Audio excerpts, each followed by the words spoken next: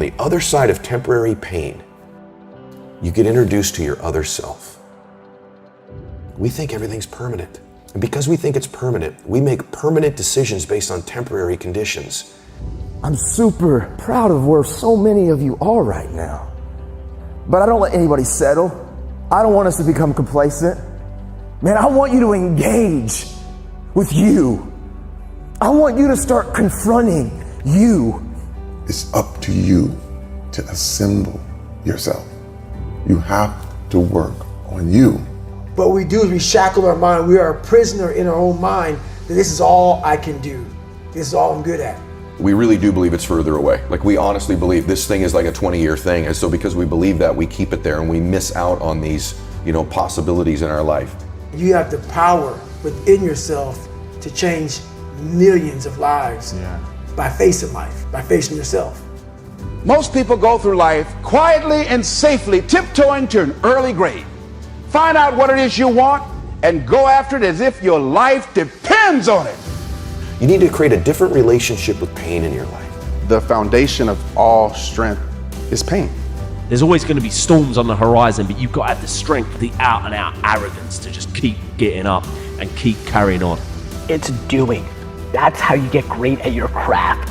And so if you're not willing to be a fool, then you'll never start anything new. And if you never start anything new, then you won't develop. And so the willingness to be a fool is the precursor to transformation. And that's the same as humility. And so if you're going to write your destiny, you can do a bad first job. You're going to get smarter as you move forward. I promise you, you are turning into a warrior. Because the stuff that you're going through, the stuff that you have to experience, what don't kill you makes you stronger. Like, I want you to understand, I don't know your story. I don't know the depths of what some of you have had to deal with. But I'm here to tell you, man, you can do hard things. And as long as there's breath in your lungs, there's hope in your heart too. But what you cannot do is you cannot quit during the process. Stop sitting around moping and complaining and waiting for somebody to connect the dots for you. Put the work in and take the stairs to the top. To get that good is a terrifying journey of self-discovery and confronting who you really are. Because you cannot make change until you acknowledge where you're actually at. Nothing is easy. Anything worth having is hard to get.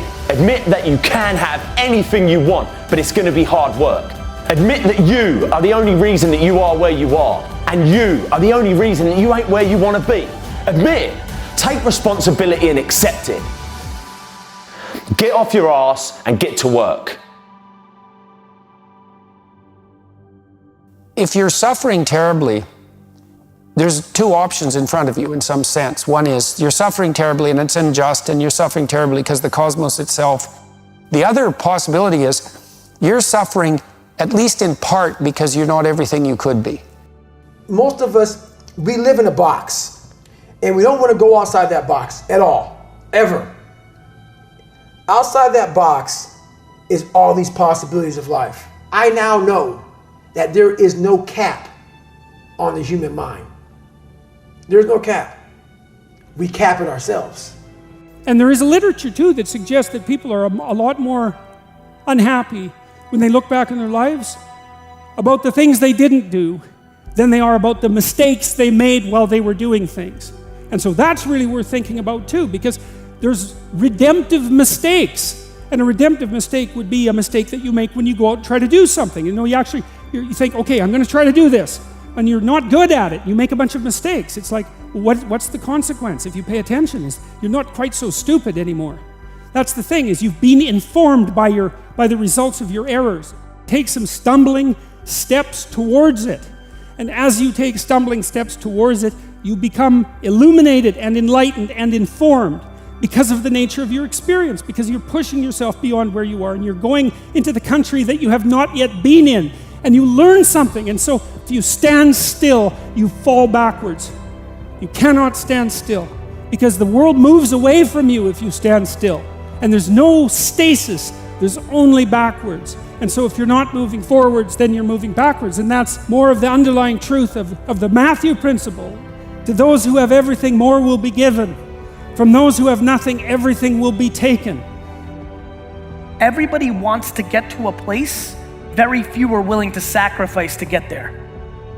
Everything that has happened that's been good to me is slow. If you actually thought about your life in a 50-year window or an 80-year window, you would slow down. Everybody wants to succeed so fast because they want to prove something to somebody else. I started down the road of, instead of the path of least resistance, I started choosing the path of most resistance to prepare myself for the journey that was coming my way. Wow. And most kids don't prepare themselves for the most resistance. No. They want to get out of things. They want to get out of things. Get off the hook. Right. Don't put in the extra reps. Right. They want the easiest path to get to the top, right? Right, exactly. We believe, like so many people, before I give them a workout plan, they're talking about recovery. Everybody that hears me speak, they want to go straight to recovery. Work out first. Work out first before you talk to me about recovery. How to recover, yeah. Work out first. You know, they want to put you in a box. They want to put a title on you. No, you're putting a title on me to make yourself feel better about yourself. I made this person. I made this person by diving into the insecurities that life gave me. Because now they're yours. They're yours to own. If you're not smart, call yourself dumb. It's okay, because you are. But take that not as you're putting yourself down. If you're fat, call yourself fat. I used to be 300 pounds. We want to talk so soft to ourselves. We're looking for that recovery day. And that recovery day is everything in your life. Everything in your life is a recovery day. We're looking for it. It's not coming. It's not coming. Get over that recovery day. And that's the mentality I took with me.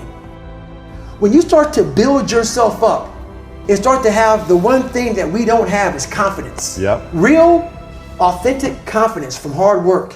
Everything else goes away. You no longer look to other people for your self-esteem. For validation. That's right. For, yeah. You now know. I walk in the room now and I know the hours and years and decades I put into David Goggins. That's something, it's not on the wall. It's not a trophy on the wall. It's not a medal on your neck.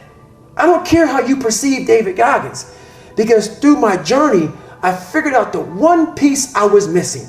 I thought it was cars. I thought it was women. I thought it was money. I thought it was everything. The one piece I was missing was me having the courage to face myself.